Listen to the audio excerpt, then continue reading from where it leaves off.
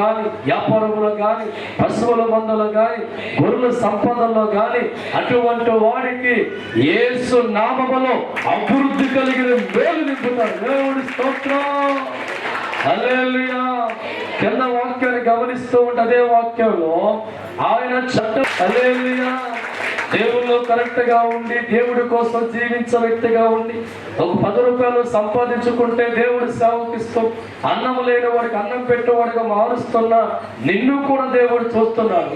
ఎదవేసాలు వేసుకుంటూ చట్టకార్యాలు కారుకుంటూ తాగుబోతుగా తిరుగుబోతుగా చిల్లర వేసాలు వేసేవాడిని కూడా దేవుడు ఇద్దరిని కూడా దేవుడు ఏం చేస్తారంట, నేను చూస్తున్నాను అని దేవుడు చెప్తున్నాడు. దేవుడి స్తోత్రం. చాలా మంది జీవితాల్లో ఉన్న ప్రమేయం తెలుసా, దేవుడు అనేవాడు దేవాలయంలో చూస్తాడు, బయట చూడనుకొని బతికి క్రైస్తవులు చాలా మంది ఉన్నా. ఇది అన్యుడి కూడా నీకు ఎందుకు వచ్చింది? ఒక అన్యుడు ఈ లోకములో ఏదైనా మంగళవారం గుడికి వెళ్ళే ముందు వాడు చక్క తలంటుకున్నవాడుగా ఉండి, ఆ రోజు 3 నామాలు పెట్టేవాడుగా ఉండి, అడ్డనామాలు పెట్టుకునేవాడుగా ఉండి, ఆ గుడిలోకి వెళ్ళి ఎంతో భక్తి గడిపి అనుకుంటాడు, అమ్మో ఇది దేవుడి ఆలయం కనుక నీ చాలా పవిత్రంగా ఉండాలమ్మా. దేవుడి స్తోత్రం.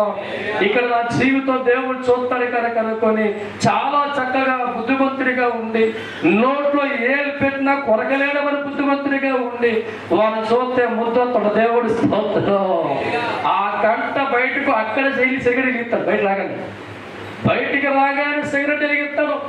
కాత అడుగులు వేయగానే ప్యాంతి సబ్బుపోతాడు. కాత ముందుకెళ్ళగానే స్నేహితులతో కలిసి పటాసు లాగుతూ ఉంటారు. వాడికి అర్థమైందేంటి? దేవుడు ఆలయంలో దేవుడు చూస్తాడు, బయట చూడలేని గుడ్డివాడు బతుకుతున్నాడు. క్రైస్తవుడా, నువ్వు అజ్ఞానంతో బ్రతకూడదు. నువ్వు నమ్ముకున్న దేవుడు సర్వ ప్రపంచం చూడగలిగిన దేవుడు.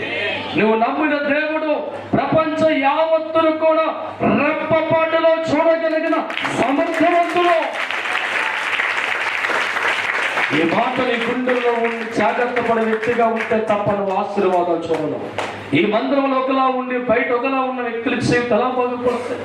దేవుడు అనేవాడు ఎల్లప్పుడూ మనం చూసేవాడు కదా. ఇంటికాడ కూర్చున్నా, భోజనం చేస్తున్నా, నువ్వు పడుకున్నా, ఏ కార్యక్రమంలో పాల్గొంటున్నా, ఏ స్థలంలో ఏది చేస్తున్నా మన జీవితాన్ని చూడగలిగిన వాళ్ళని దేవుడు అంటాం. ఆ దేవుడు అన్నాడు, చెడ్డవాళ్ళని చూస్తున్నాను, మంచి వాళ్ళని చూస్తున్నా, ఇద్దరు కూడా దేవుడు చూస్తున్నాడు. మన జీవితాల్లో మన జీవితం అంతా కూడా చూడగలిగిన సమర్థవంతుడు ఉన్నాడని చెప్ప. చాలా మంది దేవుణ్ణి ఎలా లెక్క కడుతున్నారా మీరు? ఎంత అజ్ఞానుడు మీరు!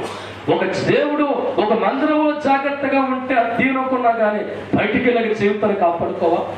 బయటికి వెళ్ళాక బ్రతుకులు కాపాడుకోవా? దేవుడు మందిరం భయపడుకుంటుంది.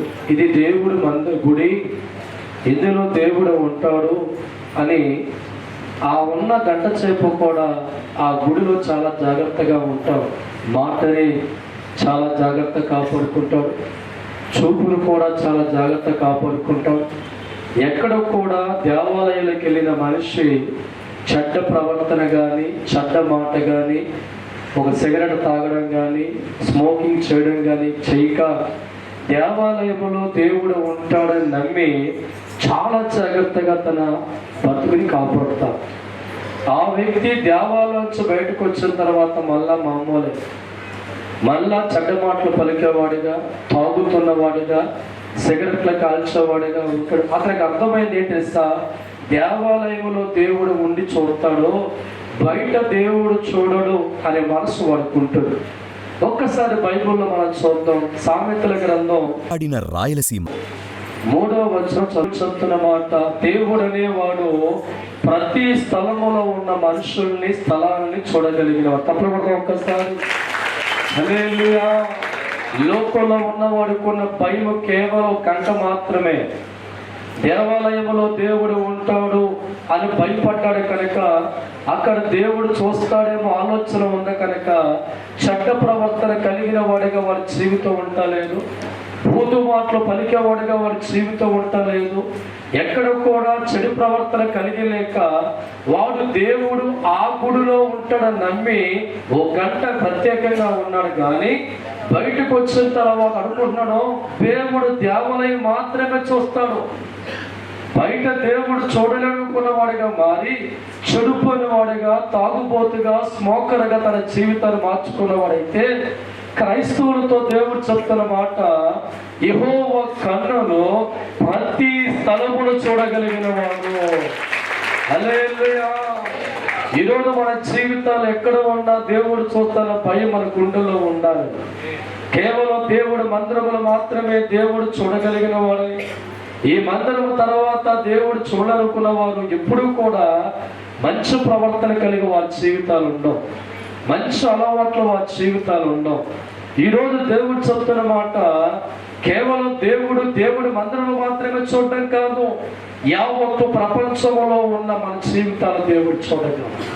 ఏ స్థలములో ఉన్న మన జీవితాలు చూడగలిగిన దేవుడని ఎప్పుడైతే నీ గుండెల నిండా ఒక భయం ఉంటుందో, పొరపాటును కూడా నువ్వు చెడ్డ పని చేస్తున్న వ్యక్తిగా ఉండవు, పొరపాటును కూడా చెడు పనులు చేస్తున్న వ్యక్తిగా ఉండవు. ఎందుకంటే నీకు అర్థమైపోయింది జ్ఞానం, దేవుడు అనేవాడు కొంతమందిగా చూడగలిగిన వాడు కాదు, దేవుడు అనేవాడు యావత్తు భూమిని చూడగలిగిన